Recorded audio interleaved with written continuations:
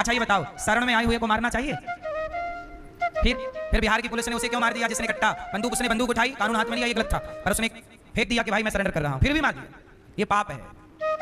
ये क्या है? पाप है। पाप नहीं करना चाहिए सरकारों को। गौ हत्या, ब्राह्मण की हत्या से बचना चाहिए, किसी की भी हत्या से। अब वो ब्राह्मण था, तिवारी था, उसे मार दिया।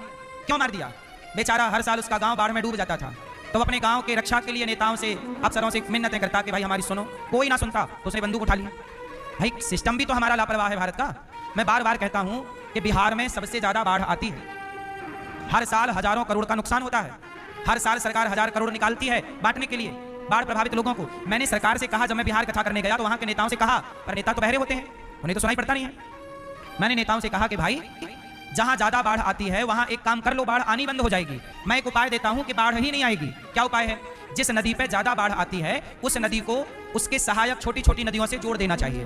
जैसे एक बड़ी नदी है और 2-4 किलोमीटर दूर एक छोटी नदी है, तो बड़ी नदी को छोटी नदी से कनेक्ट कर दो, उस छोटी नदी को और एक छोटी नदी से कनेक्ट कर दो, ऐसे 4-6 नदियों से एक नदी को कनेक्ट कर दो, तो जो बाढ़ का अधिक पानी आएगा वो दूसरी नदियों में डिवाइड हो जाएगा। ऐसा होता है, एक नदी में ज्यादा पानी होता है, दूसरी नदी में पानी ही नहीं है, इस बहाने पानी सब तक पहुंचेगा और बाढ़ का पानी जो घर में घुसता है वो नदियों के द्वारा अपने डिवाइड होकर चला जाएगा। तो नदियों को नदियों से जोड़ने की ये मुहिम इस देश में होनी चाहिए।